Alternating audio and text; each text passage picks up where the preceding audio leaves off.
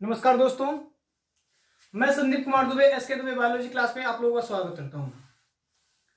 पिछले टर्म में हम लोग जीव विज्ञान अनुसार पेपर सत्र 2018 के दूसरे सेट के बारे में अध्ययन किए थे कि क्या क्या उसमें पूछा गया है। आज हम लोग जीव विज्ञान अनुसार पेपर सेट थर्ड के बारे में अध्ययन करेंगे, कौन कौन से क्वेश्चंस पूछे गए हैं। ठीक है, आइए देखते हैं। सबसे पहले ऑब्जेक्टिव क्वेश्चन है कि मिलर के प्रयोग में हाइड्रोजन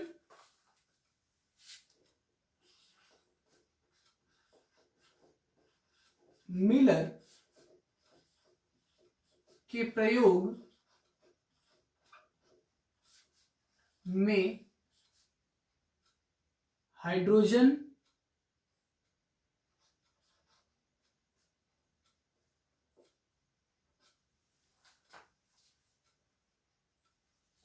अमोनिया तथा मेथेन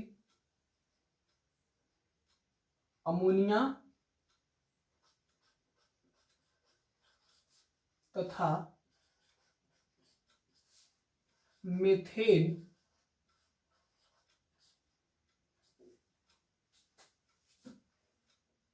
में अनुपात था।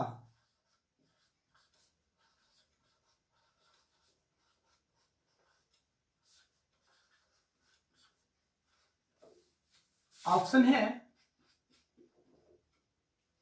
2:1:2,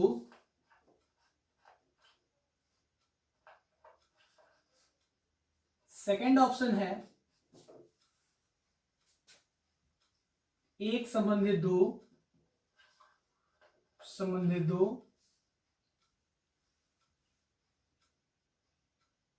थर्ड ऑप्शन है 2:2:1, द लास्ट ऑप्शन है कोई नहीं। इनमें से कोई नहीं।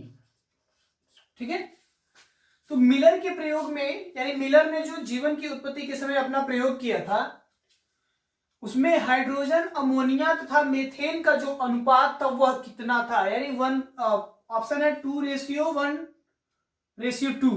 1:2:2, 2:2:1, इनमें से कोई नहीं, यानी कितने अनुपात में प्राप्त हुए थे।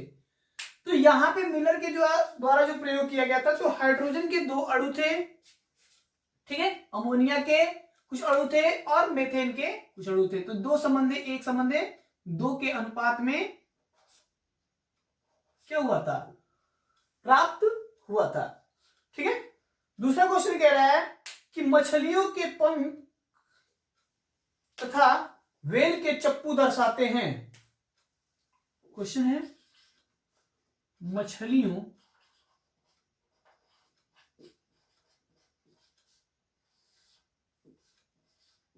के पंख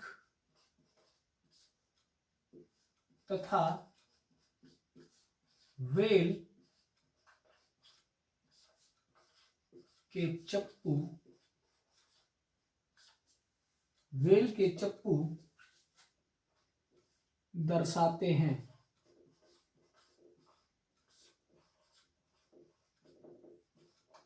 ऑप्शन है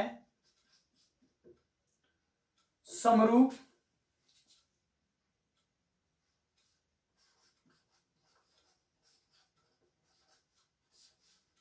second option समजात,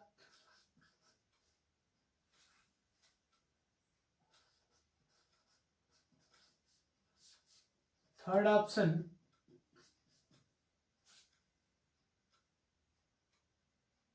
पूर्वजता, then last option कोई नहीं।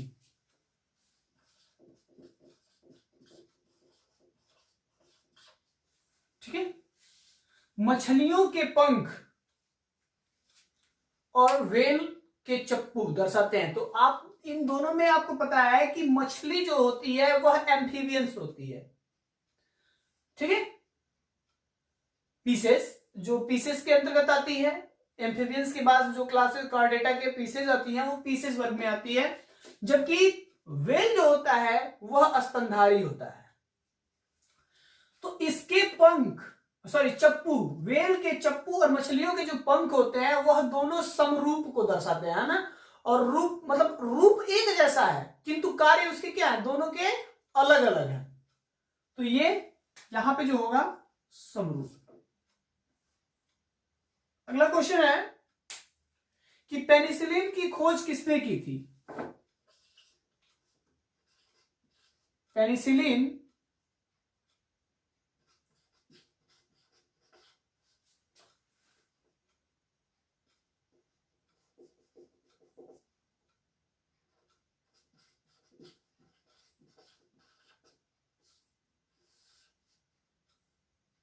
पेनिसिलिन की खोज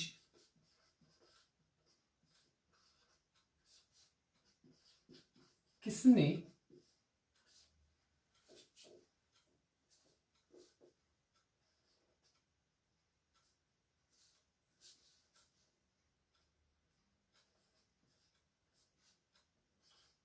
की थी।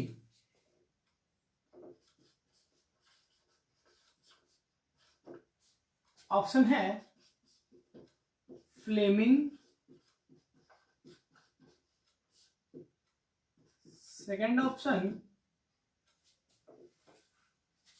बिजमान, थर्ड ऑप्शन स्मिथ,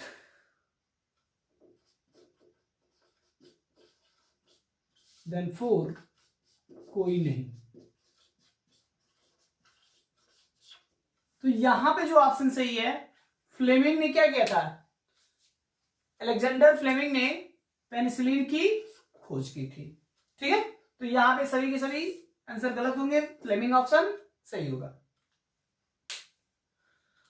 अगला कह रहा है कि निम्न में से लाभदायक कीट है। क्वेश्चन है निम्न में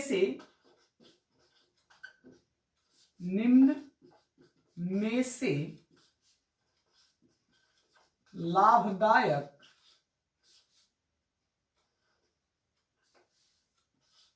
कीट है। ऑप्शन है पेरीप्लेंटा,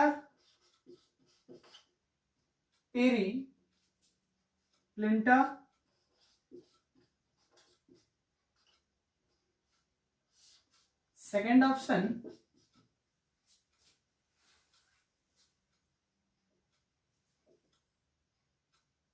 बॉम्बिक्स,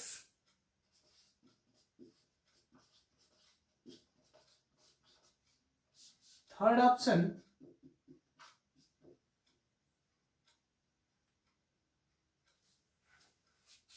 मच्छर,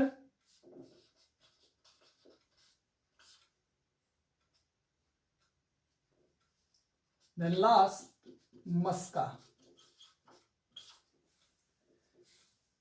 तो निम्न में से लाभदायक कीट है, मच्छर तो है नहीं, मस्का भी नहीं है ना, मक्खी की जो प्रजाति होती है, और यहां पे पेरीप्लेंटा भी नहीं है, बॉम्बिक्स मुराई जो होती है ना, वह क्या है, लाभदायक कीट है जिससे शहद वगैरह प्राप्त किए जाते हैं।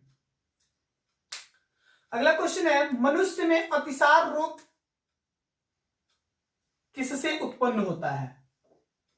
क्वेश्चन है मनुष्य में अतिसार रोग किससे उत्पन्न होता है।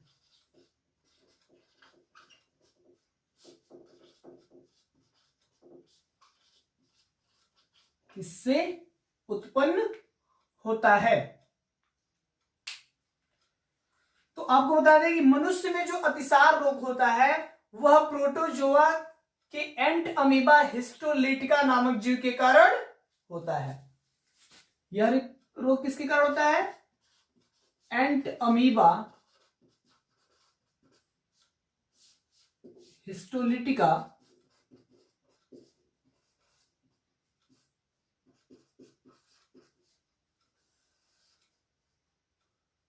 जीव के कारण होता है, जो आंत को संक्रमित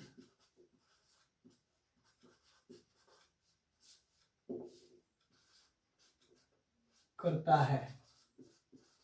ठीक है, एंटमीबा हिस्टोलिटिका नामक जीव क्या करता है, आंत में पाई जाती है, जो अतिसार नामक मतलब पेचिश रोग को उत्पन्न करती है। इसमें कब्ज होने लगती है, गैस एसिडिटी बढ़ने लगती है।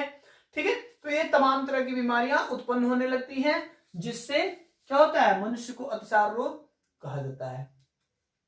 ठीक है, उल्टी होने लगता है, मतलब दस्त होने लगता है, कब्ज की बात हमने बताया। तो ये एंटमीबा हिस्टोलिटिका जीव के कारण जो प्रोटोजोआ संघ का प्राणी होता है। अगला क्वेश्चन कह रहा है कि मेंडल तथा डार्विन के पूरा नाम लिखिए। क्वेश्चन है मेंडल एवं डार्विन का पूरा नाम लिखिए। ठीक है, तो मेंडल का पूरा नाम जो होता है वह ग्रेगर जॉन मेंडल होता है। पहला यहां पे मैं लिख रहा हूं ग्रेगर जॉन मेंडल। ठीक है, और सेकंड ऑप्शन है, सेकंड जो है डार्विन का पूरा नाम, उसे चार्ल्स डार्विन नाम दिया गया। चार्ल्स डार्विन पूरा नाम होता है। हो गया। अगला क्वेश्चन कह रहा है कि सिरका के उत्पादन में किन जीवाणुओं का उपयोग होता है। क्वेश्चन है सिरका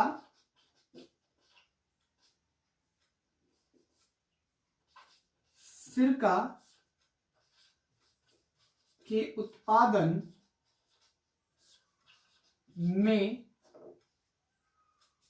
किन जीवाणुओं का उपयोग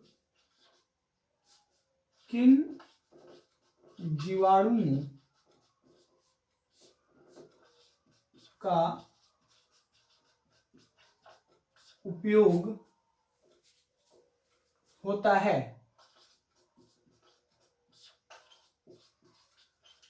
किन जीवाणुओं का उपयोग होता है। तो आपको पता है कि सिरका जो होता है, सिरका के उत्पादन में किन जीवाणुओं का उपयोग होता है। तो यह एक प्रकार के जीवाणुओं से बनता है जिसका नाम होता है एसिटोबैक्टर। एसिटोबैक्टर एसिटोबैक्टर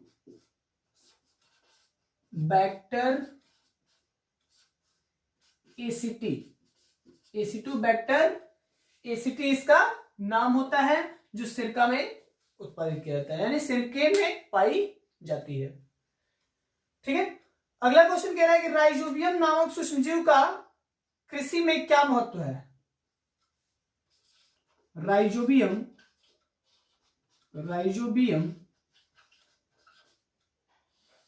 नामक सूक्ष्मजीव का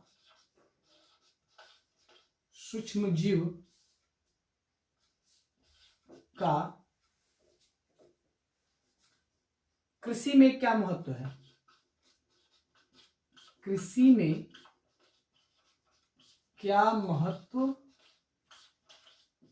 है। ठीक है, तो ये यहां पे पूछा जा रहा है कि राइजोबियम नामक सूक्ष्मजीव का कृषि में क्या महत्व है। तो इसका उपयोग जो होता है वह मृदा के नाइट्रोजन स्थिरीकरण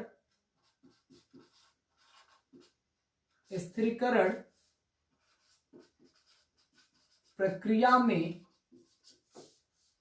होता है। ठीक है, तो राइजोबियम नामक यह दलहनी पौधों में क्या होता है, राइजोबियम नामक जड़ों में यानी कृषि में इसको पाया जाता है, जो नाइट्रोजन को स्थिरीकरण मतलब एकत्रित करने का कार्य करता है, जो पौधों के नाइट्रोजन की कमी को दूर करता है। ठीक है, तो राइजोबियम नामक जो जीवाणु होता है सूक्ष्मजीव, वह क्या होता है, दलहनी पौधों में मृदा के नाइट्रोजन स्थिरीकरण प्रक्रिया में भाग लेता है। ठीक है, अगला क्वेश्चन क्या है? चाय उद्योग में चाय की पत्तियों का चाय उद्योग में चाय की पत्तियों का किण्वन चाय की पत्तियों का किण्वन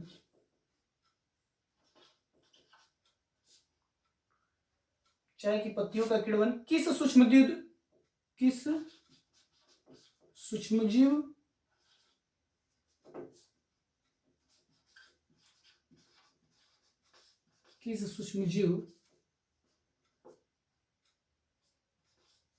द्वारा किया जाता है?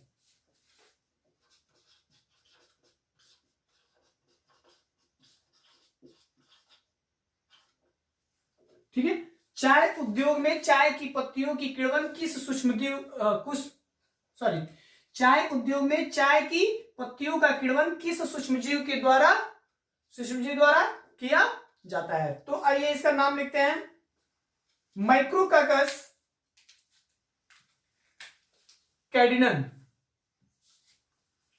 माइक्रोकाकस, यहां पे छोटा करके मैं लिख दे रहा हूं,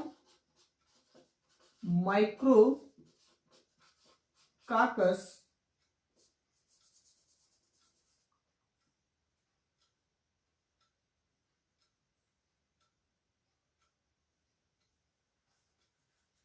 एक मिनट,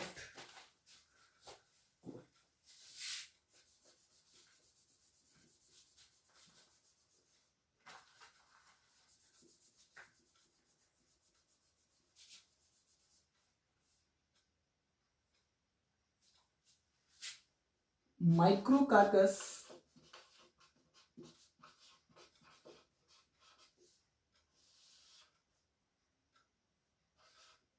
कैंडिडेंस।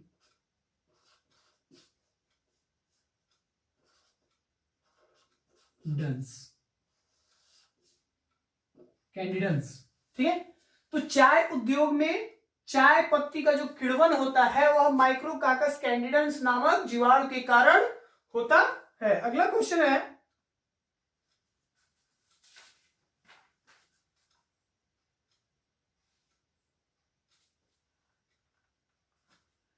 मनुष्य में साधारण जुकाम उत्पन्न करने वाले दो विषाणु के नाम लिखिए।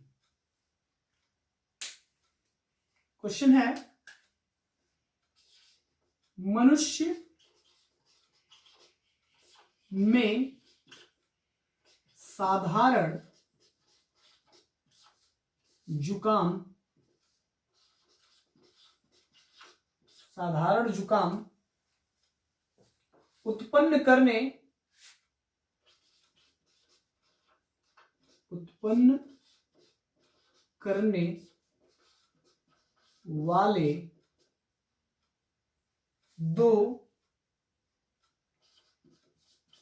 उत्पन्न करने वाले दो विषाणु के नाम लिखिए।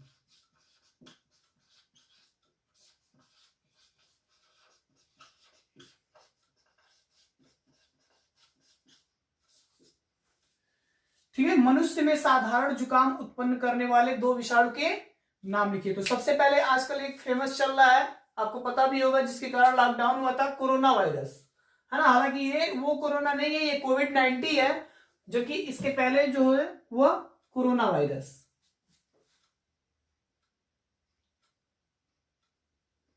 कोरोना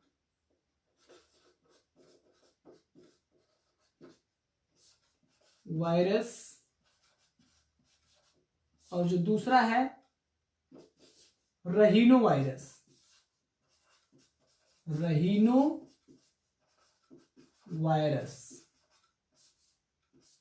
ठीक है, तो मनुष्य में साधारण जुकाम उत्पन्न करने वाले दो विषाणु के नाम जो होते हैं वह कोरोना वायरस और रहीनो वायरस होते हैं। ठीक है, तो ये आपका जो सत्र 2018 के सेट 3 में पूछे गए क्वेश्चंस थे, जो 1-2 नंबर के क्वेश्चंस हैं, है ना। इसके बाद एक क्वेश्चन है कि बीटी कपास पे टिप्पणी लिखिए। तो मैं बीटी कपास आपको बैसिलस thuringiensis कई बार बता चुका हूं, है ना, ऑफलाइन भी बताया हूं, ऑनलाइन भी, तो इसको आप अच्छे से पढ़ लीजिएगा, ठीक है। बाकी के 3 नंबर और 5 नंबर के क्वेश्चंस जैसे ही ये सॉल्व हो जाते हैं 2015 तक, ठीक है, 2020 से हमने शुरू किया है, 2015 तक कराएंगे इसको, और जैसे ही सॉल्व हो जाता है तो फिर टाइम बचता है तो मैं आपको 3 नंबर और 5 नंबर के क्वेश्चंस को भी अपलोड करूंगा, ठीक है। बाकी ऑफलाइन जो आपको नोट्स दिया गया है उससे तैयारी कीजिए, और जो भी ऑनलाइन वीडियो अपलोड किए गए हैं उससे भी तैयारी कर सकते हैं। लेकिन तैयारी तो करना पड़ेगा आपको, चाहे आप इस टाइम पढ़िए हंस के या फिर रो के पढ़िए, पढ़ना तो पड़ेगा आपको, है ना, क्योंकि अच्छा नंबर लाना है तो पढ़ाई बहुत जरूरी है। अधिक से अधिक पढ़ेंगे, जितना ही अभ्यास करेंगे उतना ही अच्छा नंबर आएगा। तो अधिक से अधिक प्रयास कीजिए कि आप पढ़ते रहिए, ठीक है।